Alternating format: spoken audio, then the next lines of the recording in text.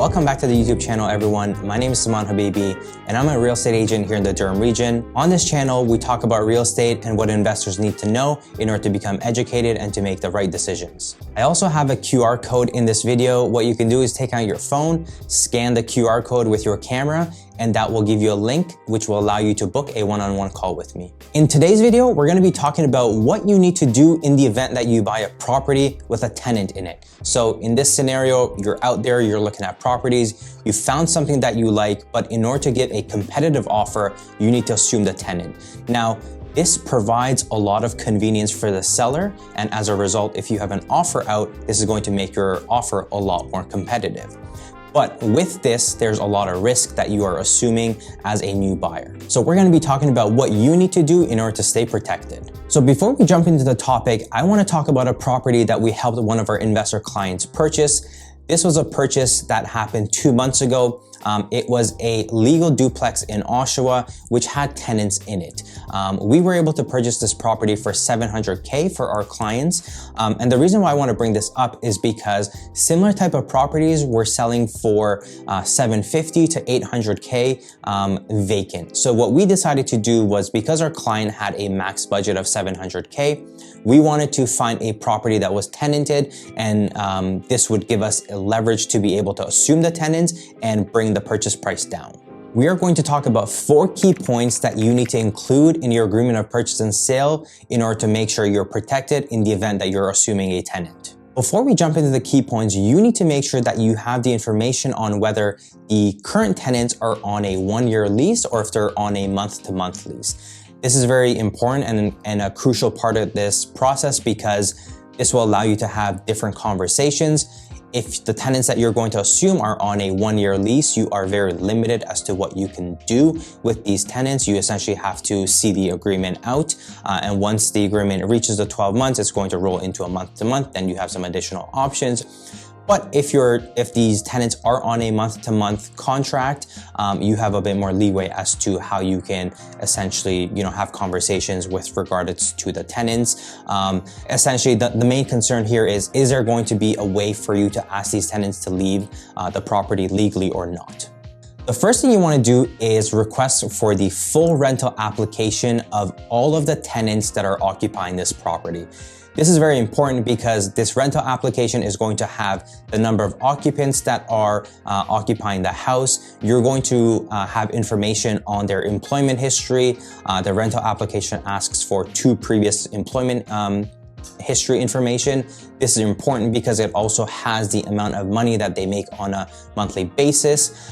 It's also going to have information on their 2 last places of residence, so you can kind of get a sense of where they were living before, and does this align with where they are at now. It's also going to have some personal references that you can also follow up with in the event that you have some questions about the tenant. And the reason why this rental application is important is because once you have this key piece of document, you have access to their employer and their personal histories, and you can do reference checks to make sure that the information that they've provided on the rental application is actually valid and agrees to what they've put. And this is mainly true and important when it comes to employment, because you want to make sure that they are still employed, they are still being paid the same amount, and they can continue to pay you rent going forward. The next thing you want to do is request for proof of payments. You want to make sure that rent has been paid and paid on time for the last couple of months. You can even go as far as 12 months. There are no set guidelines as to how far you can go back. So what you can do is you can request the information, and it's up to the other party to provide that information to you. So what you can do is you can request for the bank statements for the last 12 months. And what you're looking for is rents coming in, and also utilities and hydro being paid as well, in the event that those items are in addition to rent. Item 3 is going to be rent increases. You want to make sure that the current landlord has provided the adequate forms and the adequate notice in order for new rents to be applied. So essentially what some landlords would do is say that they're going to forego rent increase because they have a good tenant and they don't want the tenant to be upset with the rent increase notice. This is okay if rents are at fair market value, but oftentimes rents are below fair market value. And if rents don't increase, year over year, you're going to fall back quite a bit, and it's going to be hard and pretty much impossible to make up the difference of the rent at fair market value. The last point that I want to talk to you about is asking for rent credit on your statement of adjustment. So essentially, when a tenant comes into a property, they likely provide first and last month's rent. That last month's rent is supposed to be used as deposit towards the last month's rent. Now, typically what happens is when you purchase a property and you're assuming a tenant, a lot of times people would forget this clause and not include it.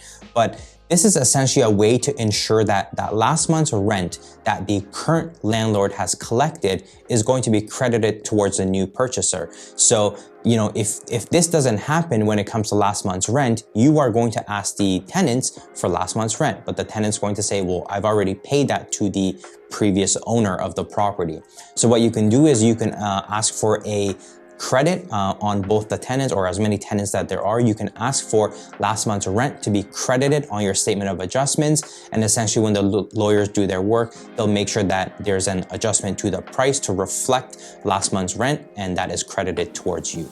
So I have gone through 4 key points that I believe are crucial for you to have in your agreement of purchase and sale in the event that you're buying a property and you are going to assume tenants. There are more, and it's always, specific to the property and to the tenant. So if you are working with someone that doesn't have experience in this, you might want to reconsider that situation and work with someone who has experience dealing with landlords and tenants, so they can make sure that your whole scenario is reviewed and all the key clauses are included in your Schedule A.